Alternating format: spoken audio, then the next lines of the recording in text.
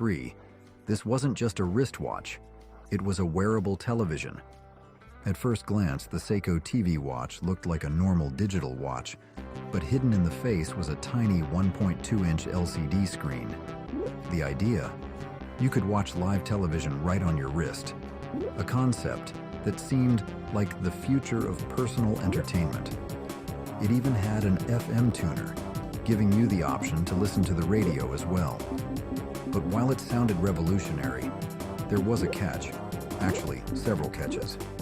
To actually watch TV, you had to connect the watch to a pocket-sized TV tuner, which then had to be wired to a pair of headphones. So instead of being a sleek, all-in-one device, it turned into a tangled mess of cables and extra gadgets. And at $495, a hefty price tag in the 80s, it was far consumers. This disaster of the decade. Would you have given it a chance? New Coke and Diet Pepsi, AM. When you have a winning formula, the smart move is to leave it alone, right? Well, in 1985, Coca-Cola decided to do the opposite.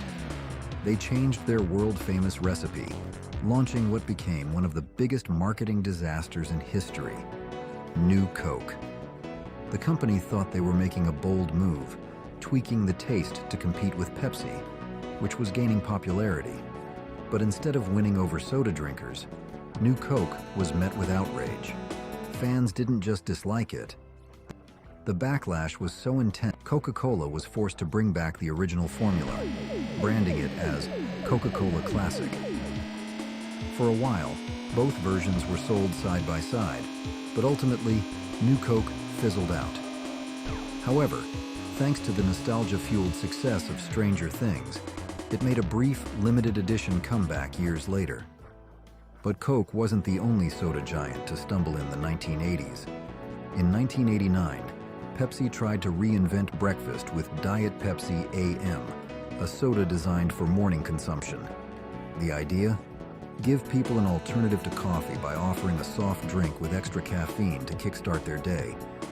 But consumers weren't interested.